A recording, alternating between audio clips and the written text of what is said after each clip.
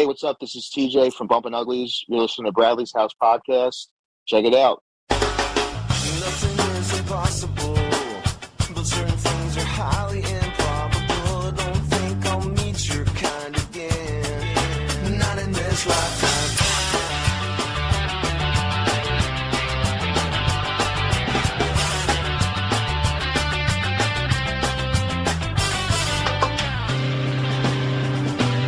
That's got some. Hey guys, welcome back to another episode of Bradley's House, the podcast. I am your co-host, Jarett.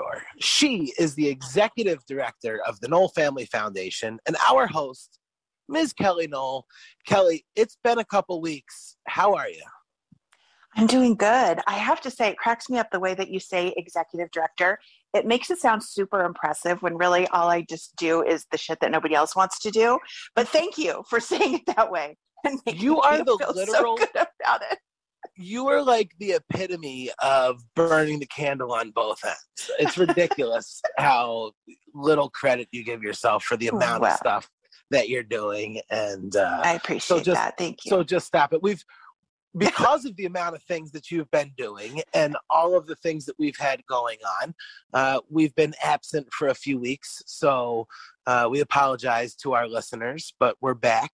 And one of the things that so many people said, hey, I miss listening to the podcast. Where have you guys been?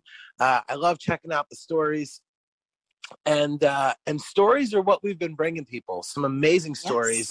Yes. And I don't think it's going to be any different today. Kellie, who's our house guest? Today, I'm so honored to have with us someone that I met at the last Nowell Family Foundation benefit show, the one that we had on June 25th at Alex's Bar in Long Beach. It was such a phenomenal night. My nephew Jakob played with burritos, and we had an amazing lineup. We had Sunset Trails and Dylan Brecky, and it was just an amazing night. It was so much fun. And in addition to that, I got to meet our lovely next guest. And anyway, she and I started talking. I gave her my card. We followed up, and I was like, I would love to have her on the podcast. So I asked her, and she was so gracious and agreed to. So we are very fortunate to have with us today the house manager for Victoria's Lighthouse, which is a women's sober living in Southern California, and a registered nurse, Socorro Crabbe. Thank you so much, Socorro, for being with us.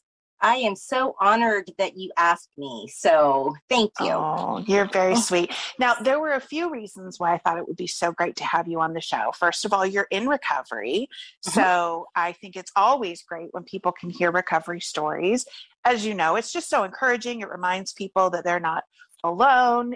Anyone who's been to any kind of a 12-step meeting can appreciate how valuable it is to hear from other people and their struggles and their victories.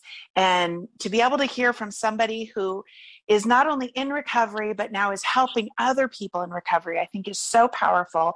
And of course, your medical background is so helpful. So I just appreciate you coming on and taking the time. I know you're super busy, but why don't you kind of start from the beginning and tell us a little bit about your recovery story?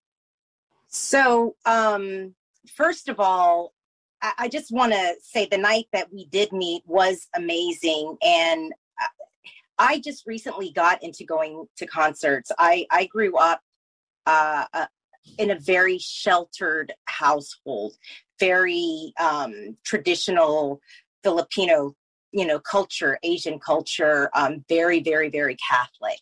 And I always felt different from everyone because of that, because I had this inner, I guess, desire to question everything. I've always been super, super inquisitive. I've always been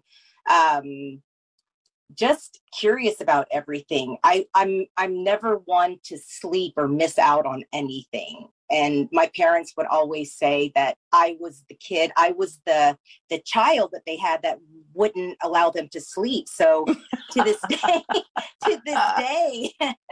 I still have to take medication to help me sleep. And so the reason why I'm giving you this background is because me pushing away from my parents and wanting to be different, and because I feel that I am, whenever I say left of center, do you understand what that means? Yes.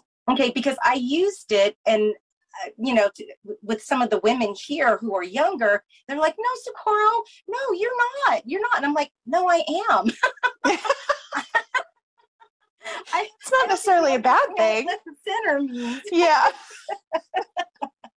But you're just not super mainstream. Yeah. So, I mean, you'll often hear people in recovery say they just never fit in, and they use drugs or alcohol to fit in. I loved it, Kelly. I loved being different. I reveled in it, and I don't know why I grasped onto that so strongly. But anytime someone would go, "That a girl, keep on doing what you're doing," I just pushed away from my family. I pushed away from that tradition harder because I felt like it just boxed me up. And it ended up causing a lot of resentment between me and my family, because there were a lot of things that I did that wouldn't be condemnable to most Americans, but because my parents, immigrated here in the 70s, wearing a bikini, oh my gosh, I was grounded. Whoa. I was grounded, and, they would call all of my relatives and say, "Do you know what she did? Oh, no. She was practically naked." Shaming you to the family, huh? Oh my goodness gracious. Oh, and they would threaten to send me to the Philippines if I didn't straighten up. Oh my gosh. And so I was like, "Fuck you." I would still sneak out. I was just the devil child. I'm and the black sheep of the family, because my brother and sister, I'm the middle. So that also adds to that story. And I'm a Gemini. Enough said. Yeah. I like this because I think so many people do come from a very traditional background, and they sort of break away from that, or they rebel against that, and then that turns into doing other things. And a lot of times it's just a break out of the boredom or the expectation, or the confines of what they feel they're being told to do, and not being allowed to become who you want to be. Exactly. And so I hear a lot of artists say that too, and I'm sure Bradley's probably said it to you when you guys were younger, but it's like, people just don't understand me. Right. I have this desire, and it's like the only thing that makes you happy is that thing. And if you can't have that thing, you seek it in other things. And for the longest time, I sought it in just external girls, you can do this. And so it got to the point where whenever I would leave the house, my parents wouldn't say, "Okay, I love you, be safe." My mom would always say, "Bite your tongue." Oh, God. Yes. And I was like, "All right, whatever, Mom, whatever." And so I just had this real, just cavalier attitude toward anything that my parents represented. It didn't matter. It didn't matter what it does matter. It does. And I see that now, and I feel that I could have had a better relationship with my family all this time.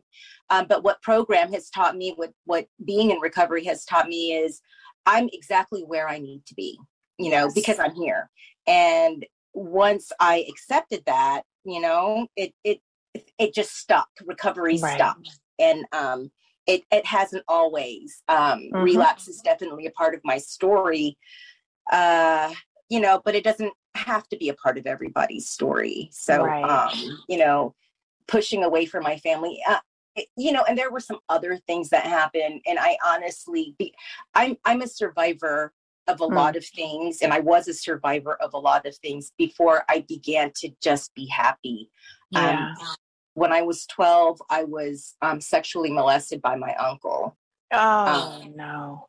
Oh, but I survived it. It's okay. Yes, but I use that as why me? I'm a victim. Okay. And so I used that to just further I'm so different. And then I don't know. I got into nursing not because I wanted to, and not because my name, my name is Spanish help. My full name is on my birth certificate from the Philippines is Maria de Socorro, which means Mother of Perpetual Help. Being super Catholic, so Socorro means help. And people ask me, is that why you became a nurse? No, I became a nurse because my parents told me that, I didn't have to graduate with any sort of degree that could earn me a living, but I couldn't move home after I left college. And so I was like, well, all right, seeing as though in my family, this was my perception of my experience in college. I chose a college my parents didn't want me to go to because it was out of state. So I had to earn my own way through scholarships. I was a smart kid, all through school. I didn't even have to try, and I graduated with honors. Nice.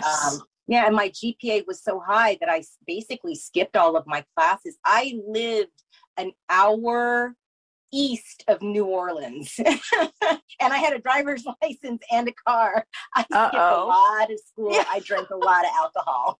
Oh, bet. Yeah. So, but I was the fun kid. I was the fun, crazy kid that people wanted to hang out with behind the scenes, but not in front of everyone else, because I don't know what it was about me. I think it may have been my family and them, not wanting to get into all that drama, because there were, other girls out there that their parents would let them go out. And for me, it was a challenge. I don't know. I like to think that right now. And so, I earned everything that I had. And so I earned all these scholarships, drank through college. I went to the University of Dallas, which is a liberal arts school, whatever. But I drank the entire time I was there, but yet I didn't have a drinking problem, even though when I went home, I was like, shit, I can't keep doing this. So I moved back home, which is Gulfport, Mississippi. I moved back home.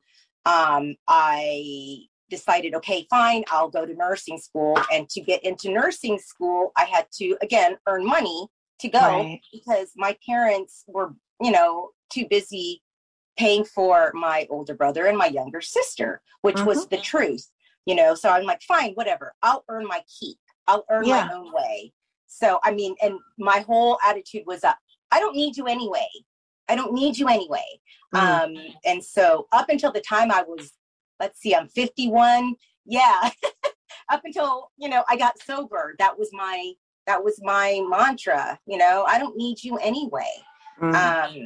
So after doing all of this, I got some blood work done, so that I could earn a living to go through nursing school as a nursing assistant. So in order to train for my nursing assistant certification, got some blood work done.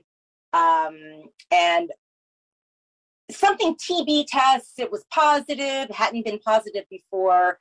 Anyway, so liver enzymes were highly elevated, highly elevated. And so that's when my mom found all these pictures of me partying and stuff like that. This is before digital shit. Why did I bring that shit home? I don't know. Right? I don't know. We all got busted from those damn pictures back then. Dude, I know. Right. So bad. Yeah, because we couldn't just keep them on our phone or our computer. We had to print them out. And we had to print them out and pick them up at the fucking store. Exactly. So there was always going to be evidence floating around. Oh, exactly. Oh my gosh. And so So did your parents freak out? They did. They freaked out. And then, they said, you've got to straighten up. And I did because I had a goal in mind that I didn't need them. And whatever, I met this man, when I went to school in Dallas, and we ended up dating throughout the entire time that we were separated, when I was in nursing school. I got through nursing school. Again, I'm a smart ass kid. And so once I figured out what the test taking was all about, I aced everything. I didn't even have to study. So what was I doing? I was drinking. I went to school in Alabama, at the University of South Alabama. Go Jaguars. And they had this thing called Drinking with Lincoln. And you would be able to get into a bar with $5 and you could well drinks until you were passed out. Oh gosh. Oh yes. my word. That sounds dangerous. It was so dangerous. How I got home on occasions was beyond me. I don't know. But, it didn't really end there, because I ended up in a marriage that was awful. I had my first pregnancy ended in a miscarriage. And I'm so sorry. Oh, thank you. I wouldn't wish it on my worst enemy. It was the worst. But, I rebounded after I found out that I was pregnant with my oldest child. Allie, she's now 24. She just turned 24, and she's profoundly, she's profoundly autistic. And then 13 months to the day, I had Joe, who is 23, and he is also profoundly autistic. And they certainly grounded me at the time, and they helped me keep it together while my marriage fell apart. My husband became very abusive, not just physically, but emotionally. And I was, I'm so sorry. I've just never been one to cower. And I didn't even realize. I just thought maybe I deserved it, because I was just, such a bad person for not, meeting up to people's expectations. I don't know. The lies we tell ourselves, right? Exactly. Well, I mean, I wanted to follow somewhat in my, family tradition, and, be married one time and, stay married and live happily ever after. Because I know that my parents have been through their challenges, and they stayed together, things that I know I probably wouldn't have tolerated. But they did, because they're of a different generation. And so after 10 years of marriage, 2 of which were happy, I decided I could be miserable on my own. And so I left. I was in Austin at the time, which is, again, a great music scene, and things would happen around me. And I couldn't join, because I had these kids and this husband who would leave me home on the weekends, to go hang out with his friends. And I just felt like, again, trapped in this life. And so I created a life that suited me. And whenever my husband would leave, I would have people come over. We would all, drink, play something, poker, crazy eights, whatever. We'd all get stoned while the kids were asleep in their rooms. Yeah, I was a really good mom.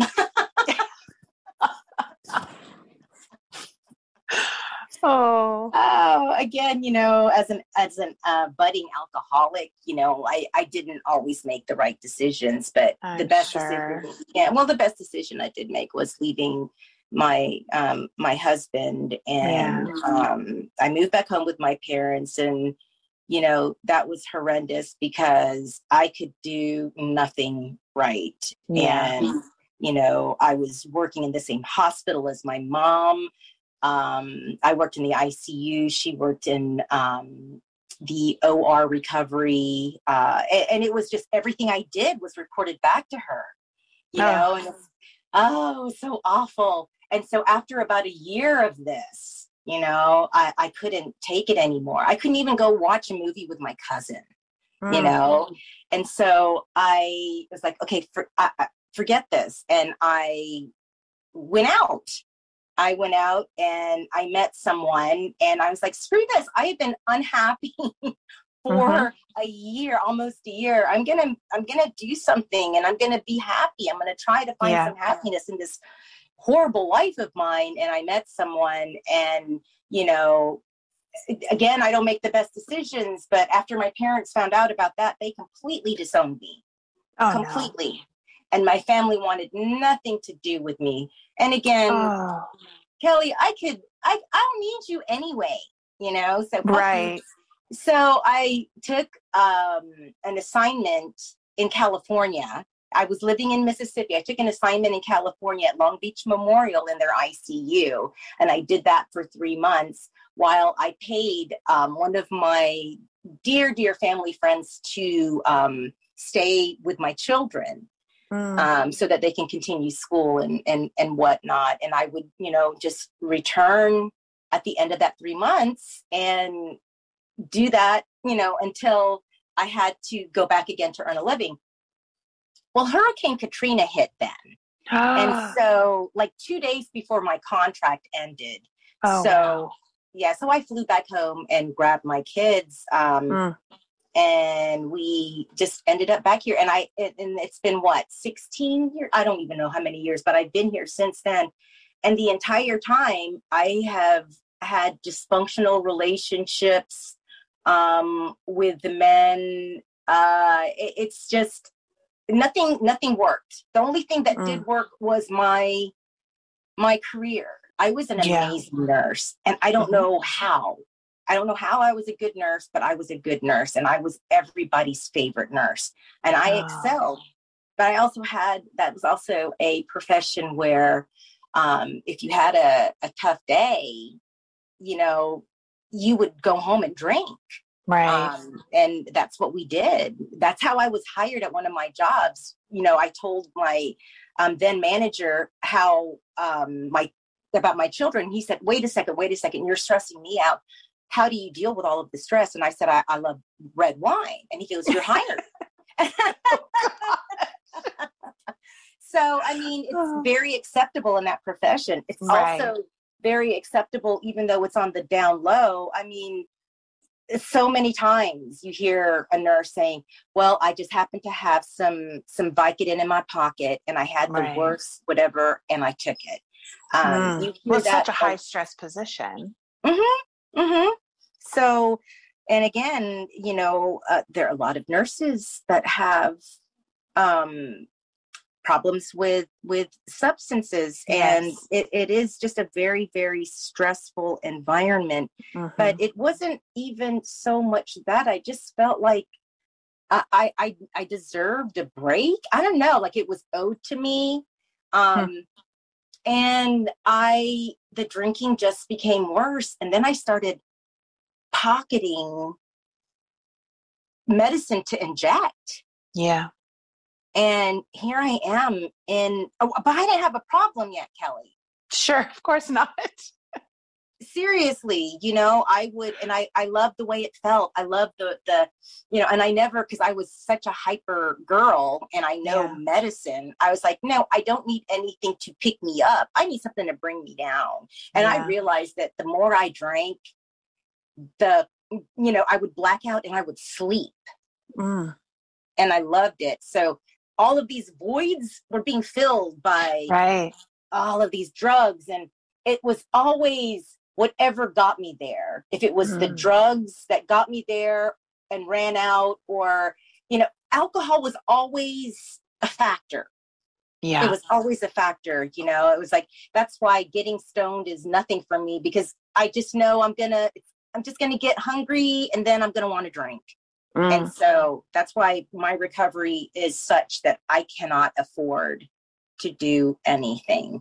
Right. And so, I went through all of this, still not getting caught stealing and diverting meds, and I would drive drunk with my kids in the car, I would say, fuck it all. If we die, at least we all die. If I crash, at least we all die together. That was how sick I was. Gosh, I'm going on and on about my recovery. Anyway, No, this is great. And I think a lot of people can relate to this stuff too. You know, we all have those thoughts, and honestly, like nobody's perfect. And I truly believe that we all do the best we can with what we have at the time, you know, and the longer someone goes on in their addiction, they're still trying to do their best. You know, it's just at that time, what you've got to work with is shit, you know.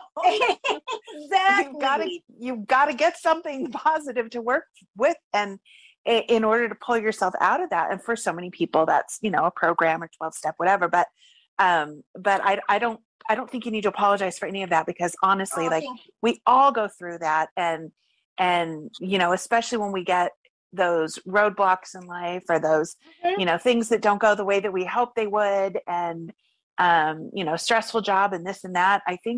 I think your story is very relatable. At what point did you realize that there was a problem that you needed to do something about? The first time was when I almost burned down my sponsor's yard. Wow. So what happened is that it culminated in me actually being found out. I was finally discovered diverting medication from my patients. And nothing really came of it for for over a year. So I just thought nothing of it. And during that entire year, I wasn't working because I was getting treatment for breast cancer. Oh my goodness. Yeah.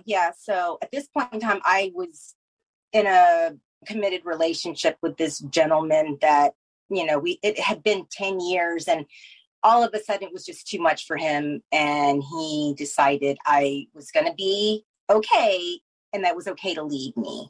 And so, of course, boohoo me, sad. I was like, oh no, you can't leave me until my hair grows back. And so he stuck around. You had a lot you were dealing with. Yeah. It was a lot. It was a lot, you know, in retrospect, but it really, none of it was so catastrophic that I would, you know, none of it was a good enough reason for me to burn anybody's yard down, you know. Imagine. How did that happen? There's no reason good enough to get the way I was. But it is a horrible, horrible disease that sneaks up on you. And it's only noticed when it is problematic, you know? Right. And so after all of this, I just was so sad, you know, and I didn't finish telling you about the whole uncle thing. No one believed me. No one believed me. I made that all up. Socorro, I'm so sorry. In retrospect, I did everything to keep my family from finding out so that they wouldn't kill my uncle. Right. And, you know, just a lot, you know, and my ex-husband didn't help me financially with my children because he's a trust fund baby. So he quit working. So he didn't have an income for me to draw child support. Oh my God. So, you know, I didn't care. And I didn't sue for what we used to call it alimony. What's it called? Spousal support. I didn't sue for that because fuck you. You know, I don't need you. I never needed you. You know, I shot myself in the foot. Because I'm proud. So having gone through all of this, I put on a really, really good face. I was then put on antidepressants, and it really helped, but I was still, I don't know, I was still sad. It was depression. I was still sad. I had this, I don't know, my kids were still, you had a lot going on. Yeah, it was hard. And I just tried really, really hard to be positive about everything. And so I enrolled myself in this wellness thingy at UCI. You know, I was learning how to meditate and eat right and all of this stuff. And one afternoon I was at home getting ready for my kids to come home from school. And I get this phone call. My son was hit by a car. crossing the street. Exactly. No. And being a nurse. Oh no. Fuck. And was bad. It was bad because, oh no. yeah, and it just put me in a situation where, you know, it was so stressful because he needed 24/7 care. Oh my 24/7, you know, and it was all I could do just to, you know, be alert. Yeah. So I just did it. I just did it, Kelly. I just did it. I don't know. I just did it. And that's why I tell you, I was surviving all of this time. Because after everyone recovered, that's when I decided I'm going to focus on my children again. Because at this point, the Board of Nursing did catch up with me. And so anyway, I went through a whole rigmarole. And so they're allowing me to reinstate my license. But boy, I mean, my one jewel in life. Yeah. And I pissed it away because I was sad. I mean, It doesn't make sense, but that's what it was. Right. That's what it was. And, you know, it was just a horrible time in my life. And I began having people come to my house to work with my children 5 days out of the week, every day. And it was so stressful. It was so stressful to have people. I felt like I was under a microscope because there was someone that was there just for me to help coach me as the therapist worked with my kids, because I was trying to get them independent enough to live in a group home. And I was like, fuck it all. I'm drinking. I ended up meeting this family that had an autistic kid, and they would go camping and drinking and stuff like that. And so that's what I would do. I would go camping and drinking with them. Even though I hadn't had a drink in forever, I was like, fuck it. You know, I'm drinking. And it was on then. It was on then because that very couple that was my best friend at the time, I ended up getting raped by her husband. And I couldn't even say anything because I couldn't say anything. I couldn't say anything because I was so ashamed. And that I put myself in that situation, you know, and me being blamed for everything again. So I lost this woman as a friend who I really, really enjoyed hanging out with. Anyway, so I just started drinking a lot, and nothing stopped me. Nothing stopped me. So I drank in the morning. As soon as I woke up, as soon as my kids were out of I drank. As soon as, you know, I just drank because I realized I could pass out. And then I was doing it in front of the therapist. Oh gosh. You know, and I almost had my children taken away from me. Oh my gosh. Yeah. So I, you know, I'm a smart girl. And so I called their caseworker for regional center, and I got them placed in the best group home for autistic adults. And they are doing so well there. But, you know, they filled this huge void in my life because they grounded me for so long, and I had nothing. And so I was like, oh, well, fuck it. And I just drank and drank and drank and drank and drank. And I lost the house that we were living in because I couldn't pay for it anymore. So I moved into a small 1-bedroom apartment. Then I don't know, I was drinking all of my money and smoking it and whatever I could get my hands on. And I ended up not being able to afford it there. So I just said, I'm so desperate. I'm so desperate. And that's when I walked into this recovery hall at Thursdays. And I didn't know what to do. I just knew I couldn't keep doing what I was doing. you know. So I ended up getting a sponsor that day. After a couple of months of not paying my rent at my apartment, I ended up getting kicked out, ended up living with my sponsor. And after about 5 months sobriety, I thought, I'm okay. Oh, no. I'm okay. Yeah. Well, because of my drinking, I ended up having a bad relationship with my boyfriend at the time, and he said, "Your life is just too sad for me. I can't watch you kill yourself." And oh, wow. And I just said, "Well, you know what? If my life is so miserable, then why am I alive?" And that was my first admit to a psych unit right there, because he sent the cops over. But it didn't really help anything, Kelly. It just made me, realize I couldn't depend on him. Yeah. So I manipulated my way out of that, because the medical doctor that did rounds in the psych unit at that hospital was a former colleague of mine. And I managed to get out of there, telling him that I would stop drinking. Wow. And so I ended up at my aunt and uncle's house in San Diego, and both of them were disabled. They could barely walk.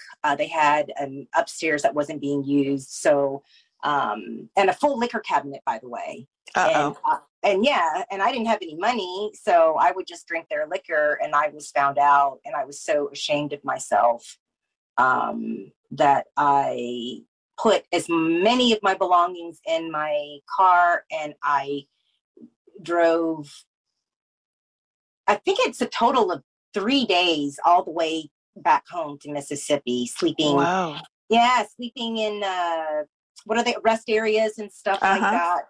And that's when my parents and sister and brother told me that this, you've burned all your bridges. We're happy to help you this time, but no, you're breaking our heart to see you like this.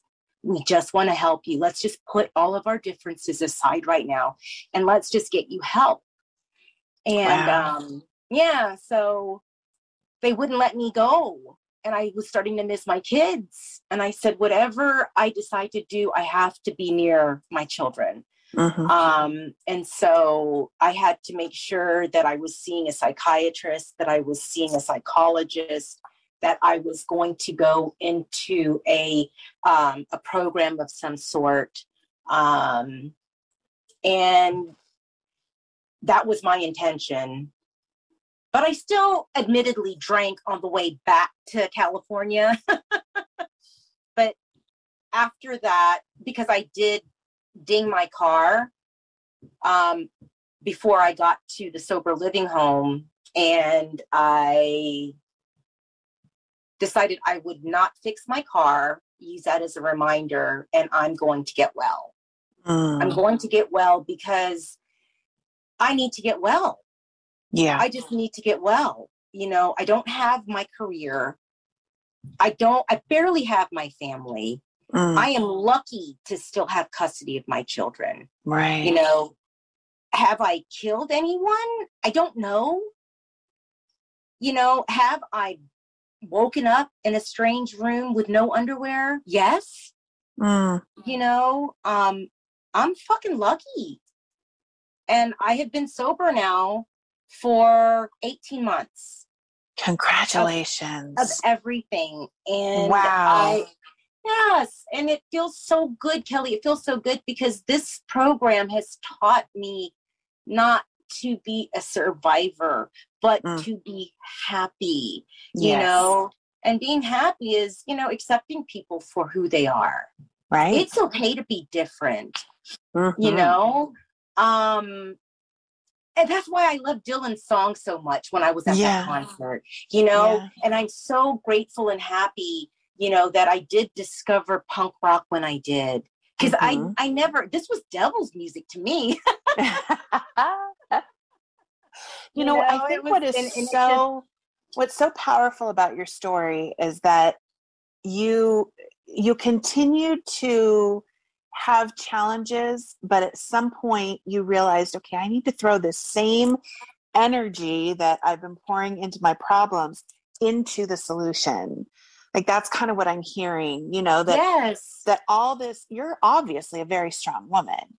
And so all this shit is going on and you're just trying to find ways to cope with it, find ways to get through it, but when you saw that it wasn't creating the life that you wanted, you did the difficult stuff. Like, it's not easy.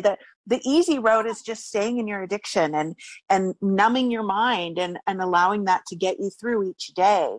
The tough stuff is having the courage to face life sober, because for a lot of us, it's a difficult thing. Facing life sober is a very scary, difficult thing. And so, getting sober doesn't remove your problems.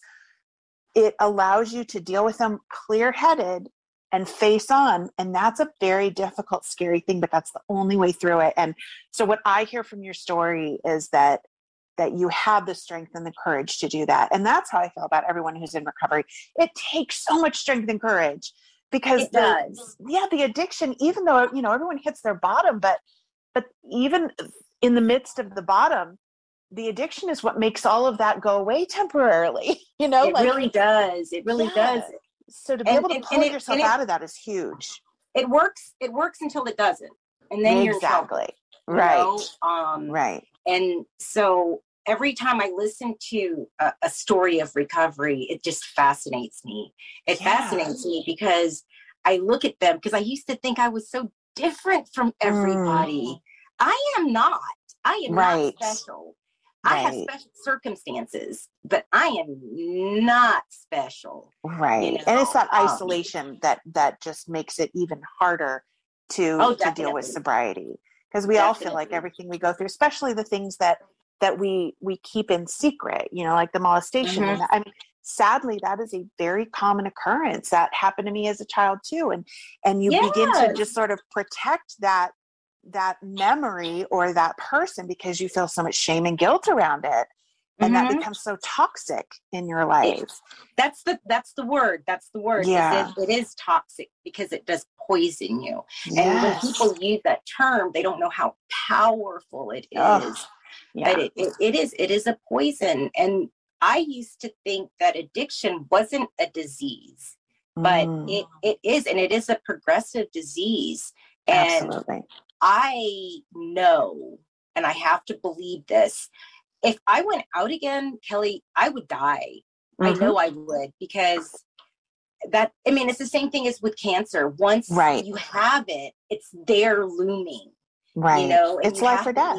You have to be diligent. You have to check yourself. Right. So every day I wake up, you are not drinking today. Right. And I wake up and people ask me, how are you today? I don't say I'm good or I'm doing well. I tell them I'm grateful because I'm fucking grateful. None of my circumstances have changed. Yep. None. But you have changed. Exactly. Oh my God. Yes. You get me. Yes, you absolutely have. So how did you get involved with Victoria's Lighthouse? So, when I was at that sober living home, I'm very OCD in a lot of ways. And I didn't even realize I was that type A personality until I was at work and I was in a position where I was mentoring a lot of people because I was the go-to girl. And we ended up opening all of these amazing programs like cardiovascular surgery, open heart surgery, all of these amazing things. And so, it's really neat because I still have, I'm the first nurse that recovered the first heart patient at this hospital. And, they have, so I'm very, very proud of that. I have no idea why I was telling you that story now. Well, it's super badass for starters. We were talking about how you got involved with Victoria's Lighthouse. Okay, so my type A personality. And so this respiratory therapist was showing one of his students, okay, this is the ventilator. We usually follow these orders, but when Socorro is your nurse, you have to make sure you tell her everything or else you're going to get your head chewed off. And I just looked at him. I'm like, Larry, no, I'm I'm not like that. You know, I love to teach. And he's like, Socorro, have you met you? Oh no. Yeah. And so I had to really think about it. And I'm like, shit. Yeah, I'm kind of OCD about my stuff. And so when I was at this sober living, they wanted you to have a get well job. Well, my license was suspended at the time. So I did whatever they told me to do. And so I got a job at this telemarketing place where I sold. No, I didn't sell. I tried to keep people from discontinuing their car warranties. Okay, fair enough. That's a good job. Yeah, at least you were doing something. That's huge. It's a get well job. And at this job, I didn't know what I was doing. So I had to take direction. And, you know, and at the house, I was a 50-year-old woman sleeping in a fucking bunk bed. All my best ideas got me there. So I better start listening to other people. I love that. All my best ideas got me there. Yes. Oh my gosh. Yes. You have definitely learned a tremendous amount of humility, and that's huge. That's the key to teachability, right? And which is the key to recovery. I just rolled those curtails, and I just did everything like 100%. Get up, do morning meditation, wake up early.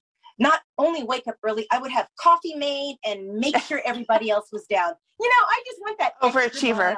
Yes. You know, and so I ended up meeting this wonderful woman at work. She had 2 years of recovery, and she didn't have a sponsor. And at that time, I only had a few months of recovery, but I had already gone through my steps. My sponsor told me I was ready to sponsor another woman, and I was so happy to do it. The house that this lady was in didn't have a house manager. And she asked me if I would be interested in that. And the thing is that if I did accept a position, I wouldn't have to pay rent. Right. And everybody knows how expensive it is to live in Southern California. It's outrageous. Yes. Yeah, that's like having a whole nother job, being able to live rent free. Yes. So I deal with the headaches of having my women call me. And so so you do that in addition to working as well? I thought I could, but this is at 24/7. Yeah, it's a full-time thing. I don't have an assistant. You know, at this house, there are different types of sober livings. One is a step house, and that's the strict form where you do the morning meditation and you do everything as a family together. And that's more of you really need your hand held. And then there are sober living homes where you just get out of the house and you come back home. You know, you go to meetings, nothing is required of you except to do your chores. And my house is in the middle because I can make my house whatever I want it to be. Yeah. So the owner of the house just asked that I make sure that the ladies keep their shit clean and tidy, you know? And so that's a lot harder than you think, because half of, I shouldn't say that, but our house also accepts people who have mental health issues, you know, and they are my most difficult ones because they look to me as someone, because the lady that you met that night, Kelly, was a lady that was, you know what, you've lived a sheltered life, be happy, be out, be personable. I went there because I fell in love with Jason DeVore on a concert cruise that my boyfriend took me to. And I saw that he was going to be performing. And then I went because I loved the reason behind the charity that he was, you know, why he was singing. And so I just, and then I was so excited to see him, and then he recognized me from the cruise because the cruise is small, and you know, he's so great.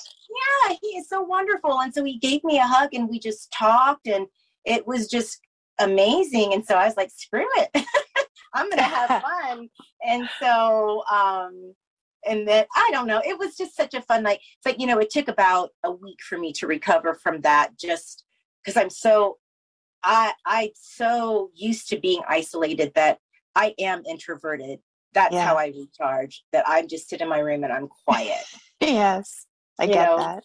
And so, because all I do is I hear a hum in my head. And so luckily I've learned how to meditate, and I've learned how to breathe, and I have all these amazing tools, and, you know, I can fucking call my mom now, you know?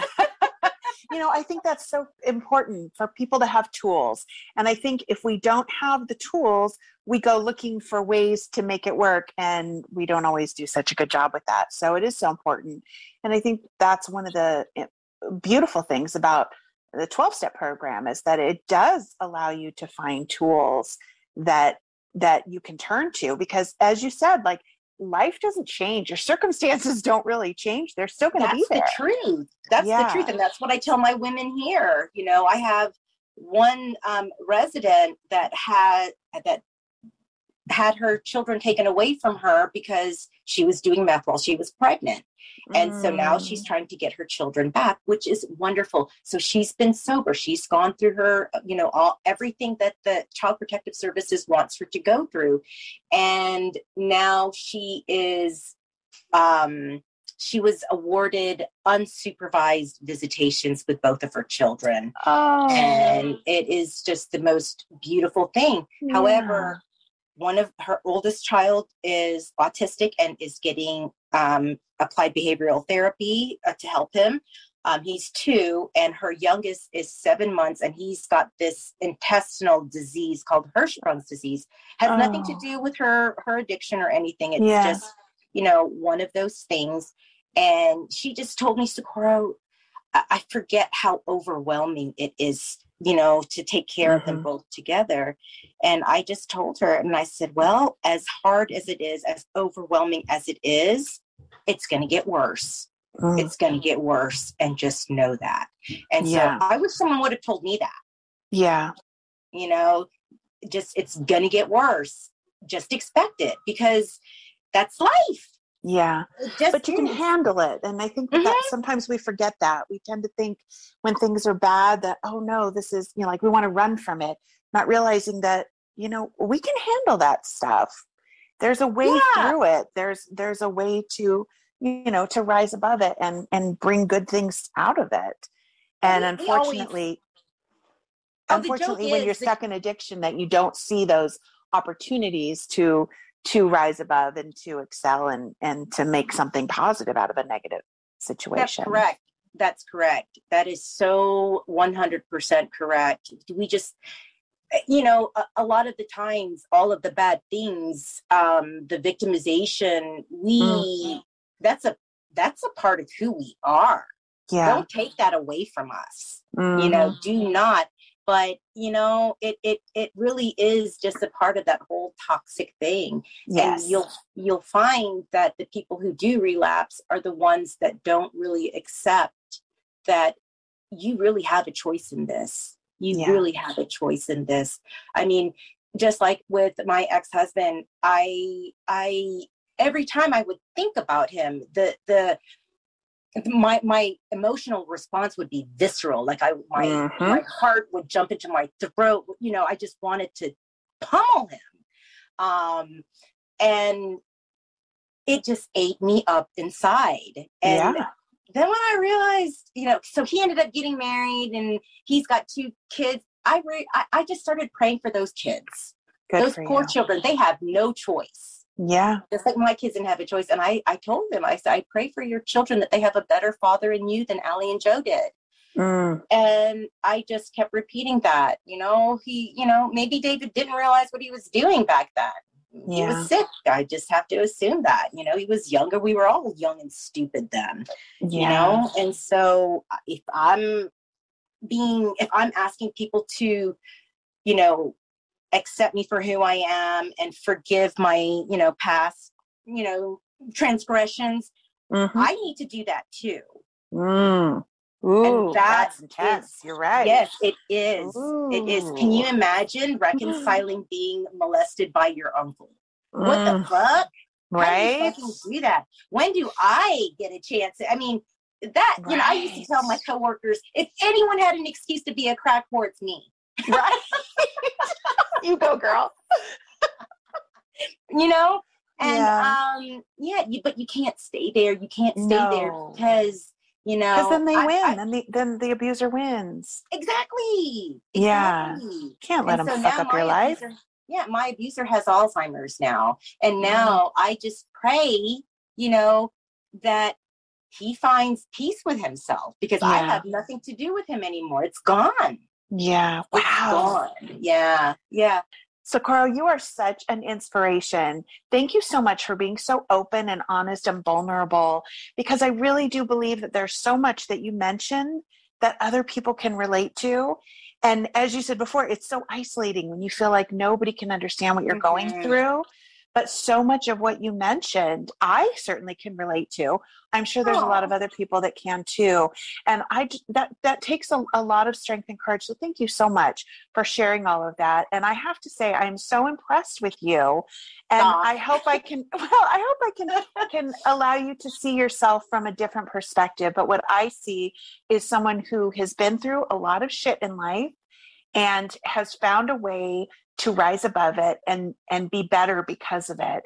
And the fact that now you're turning around and helping other women, you mentioned that one woman who has an autistic child, and you can speak to that, having autistic children. And there's just so much that, if you had stayed in your addiction, your life would be shit, your relationships would be shit. Like there would be nothing to show for it. But because you have made those hard choices, then you're able to impact other people. And then that becomes an exponential effect. And so you'll never see all of the changes that you affect, like it's like a ripple effect. And you're my age. So you remember that, and they told two friends and they told two friends and so on and so on. Remember that commercial? Yes. So I do remember that. Your one life now has this great big huge ripple effect of good and of positive, and all that crap that it could have been has now been turned around. And I just hope you recognize that and give yourself a huge pat on the back for it. But it is really, really remarkable. That makes me, that really just touches me. Brings me to tears because, I do get tired. Yeah, I'm sure. But I try really hard. And this is what keeps me sober, is sharing my story, is listening to somebody tell me how they feel. And, and I'm like, you know what, let's go shopping. Let's go to the beach and, and let's get out of your head. And it helps, even if just for a day, they don't think about killing themselves. Yeah. I'm good. That makes me feel so good. It's the little things, And that's huge for someone who thinks about killing themselves every day. Having one day to not think about it is life-changing. Exactly. Yeah. So, well, but thank you so much. Oh, honey, I have been so destructive my whole entire life, really. And I want to build, I'm thinking of the world that we live in now. Fuck. Why add to it? Shit. Let's just all just rock out. Dang. Right. Let's support each other. Be kind. And there's enough shit. It's not hard. That's what I tell my girls. Just be nice to each other. You don't have to like each other. Just be nice to each other. Exactly. Well, and only knock on my door for emergencies only. Well, I do need to apologize to my co-host, Jarett. I apologize that he didn't get a word in edgewise, but I so enjoyed hearing your story and talking with you.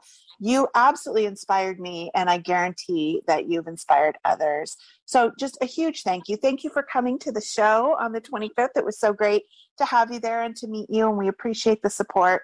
But most of all, thanks for the work that you're doing, because I do believe that you are impacting people in a huge way, whether you realize it or not. It's those everyday things that we do with people and we don't realize, but big picture, those are the moments that can impact a life and can really allow someone to turn around, whether it's now or 3 months from now or 3 years from now. You're planting seeds, and I'm so incredibly proud of you. And it really is an honor to have you on the podcast. Thank you for being with us. Thank you. It's been really a pleasure for me. And I just have to tell you, Kelly, I don't know how to take a compliment. So I'm going to try and just say thank you so much for saying those things. And I'm feeling, I just, it really, I appreciate that you noticed that, because I try to live the steps, because it's just a great guide for life. For everybody, I am happy today. I'm happy, You should be. You have a lot to be proud of. You really do. So, and plus I met you, and this is so much fun. And I just got on Instagram because I did that punk rock karaoke, and Stanley, I met Stanley, and he's like, you don't follow me on Instagram? I'm like, I follow you now. Good for you. Good for you. Well, again, thank you so much for being on the show. We really appreciate you, and I look forward to talking to you again soon. You will. Right on. For you. Wonderful. All right. Thanks, Socorro. Bye-bye. Thank you. Bye. Well, Kelly, it's almost like we needed to take a few weeks off before that one. What an amazing story. When she said in the beginning of the podcast that she's a survivor, she's not kidding. Yeah, she's really inspirational. And, it takes away a lot of the excuses, because we all deal with stuff and feel like, well, this is my reason or this is my excuse. But someone who was dealing with so much shit and still was able to get her life on track, very impressive and very encouraging as well. And what a great person. And, it's so hard to be open and honest about your failings as well as your victories, because we always want people to think the best of us. But I always appreciate when someone comes on and is willing to be so open and honest, because that's really where the healing happens, and, where people can relate. And I've said this before, but I think that's why people relate to Brad's music so much, because he was so open and vulnerable and honest. And those are wonderful qualities that we all respond to. And Socorro definitely displayed that on this interview. That was really cool. Yeah, it was really neat. So, and shout out to Jason DeVore for bringing a fan to us and to the podcast. He's an amazing musician, much better at music than he is at Mario Kart. He was okay with it. Gabo was not happy. I would not be surprised right now if somewhere Gabo de Fayuca is in a locked room with a jug of water and a pee jug and Mario Kart, and he's not leaving until he masters it. I would not be surprised. Saying, that is a difficult game. I can drive like a motherfucker, but when you put me in front of a video game to do it, it's like I've never driven a car in my entire life. So I make myself feel better by insisting that it's an artificial simulation. I don't know. I will say that I spent a full day with Jason, and the only time I saw him put his glasses on was during Mario Kart.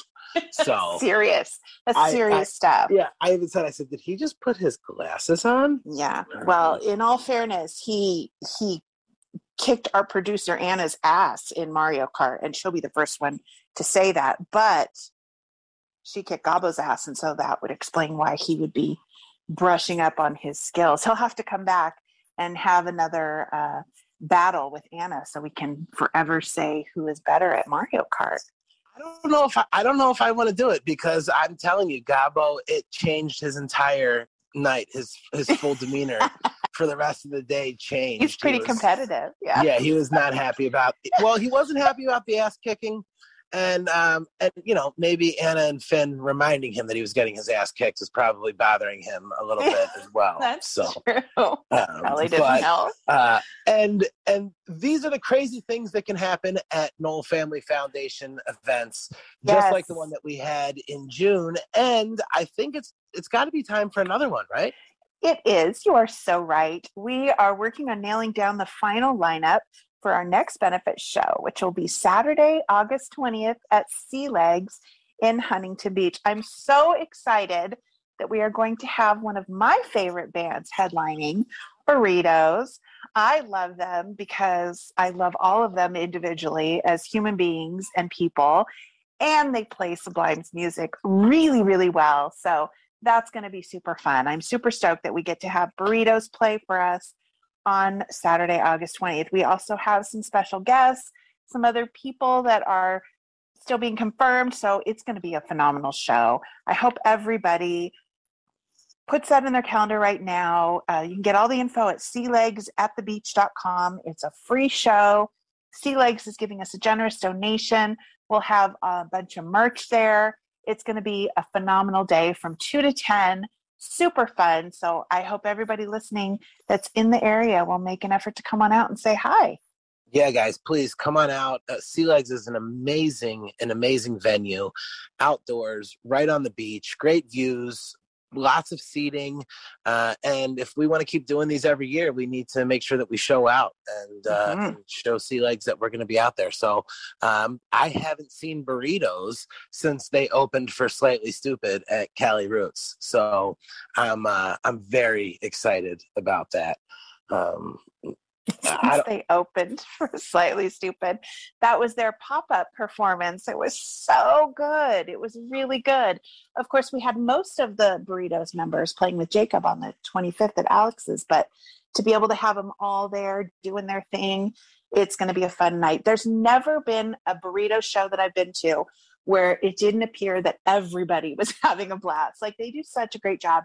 We're just capturing that energy and the fact that, that they're all, they love the music. They're such great people. Of course, Casey Sullivan, the lead singer of Burritos, is on our board of directors for the Nowell Family Foundation.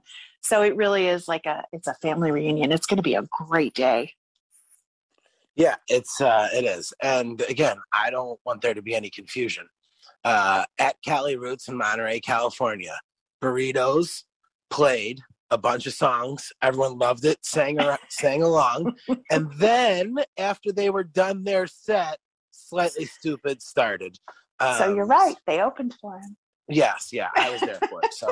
So super excited about it. Yeah. Guys, if you're a Sublime fan, Burritos does all the justice. So come on out and celebrate with us.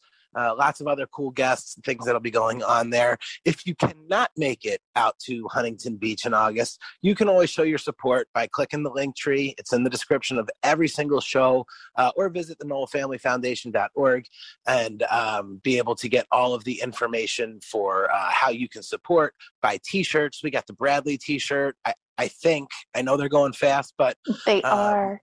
I know Jen Armstrong, our social media director, just posted recently, and the reason I know that is because every time she posts, I get a flood of orders. So thank you to everyone who has bought them thus far. And if you haven't gotten one yet, there are still some available. Go onto our website and click that merch link, and you can find those on the web. Yeah, all sorts of cool stuff. So tons of ways that you guys can get involved, and every little bit helps as we get closer to getting Bradley's house up and open. Kelly, everybody knows the deal. We come on, we do a little, hey, how you doing? And then we have an awesome guest who tells a great story, and then we finish it up. We tell them about cool things that are going on with the Nowell Family Foundation, and everyone knows before they leave, they get to hear a song. So what's everybody get to hear on their way out today? I will tell you, Jarett. But before I do, I would just like to say that we are super close to being able to open the first Bradley's house. And I know I've been hinting for a while that we're going to be making an announcement soon. And we're not quite ready to make that announcement. But I just want everyone who's been supporting us for all of these years to know that we are super close. So please, if you are considering a tax-deductible donation of any kind, we are a 501c3.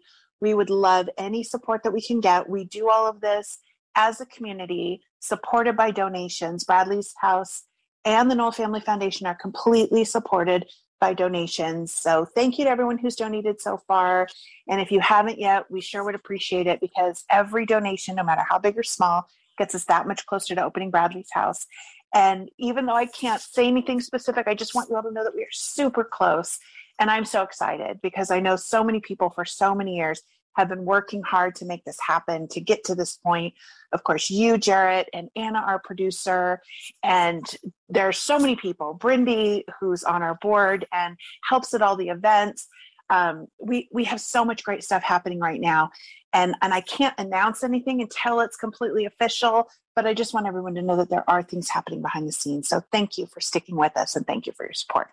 Now, I will say that the song that we're finishing with is from the incredible album that our friends at Law Records did, The House That Bradley Built. It's got 55 different Sublime covers from different artists. And we were fortunate enough to have Pepper do a couple different songs for us. One of the ones that they did was Work That We Do. And so when we were talking about what song to end with tonight, I said, we don't get to give Pepper enough props, but it's their record label, Law Records, that put out this album for us. None of this would have happened without them. So I think it would be super fitting today to end this episode with Work That We Do by Pepper. Shout out to the boys at Pepper and Law Records. Mm-hmm. Guys, thank you so much for joining us on another amazing episode of Bradley's House Podcast. Until next time, I'm Jarett Orr. She's Kellie Nowell. You don't have to go home, but it's time to leave Bradley's house.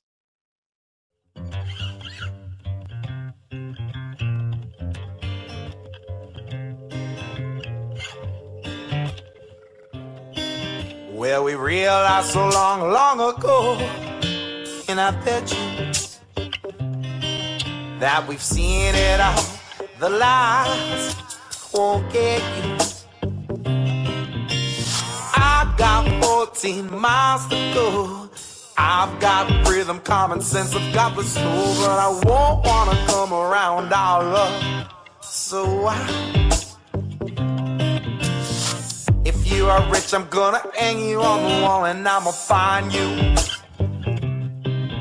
When I find you, I'm gonna get your love in arms and tears. So we fight to get, we fight to get our weary arms to bed. Real love's something that I still hope. People make their own places and go. And now in 94 we're gonna lie some more.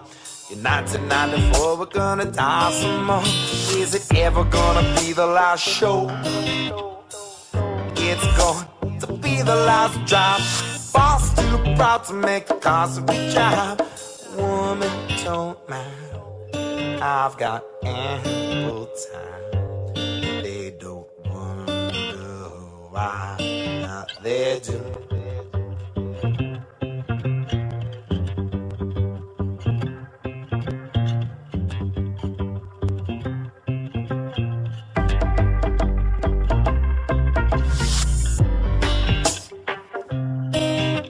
You're mine all time. Love won't go, but the love won't go. Why go, why go, why go, why go, why go? Yeah, I got heaven low. Oh, we have tears to make.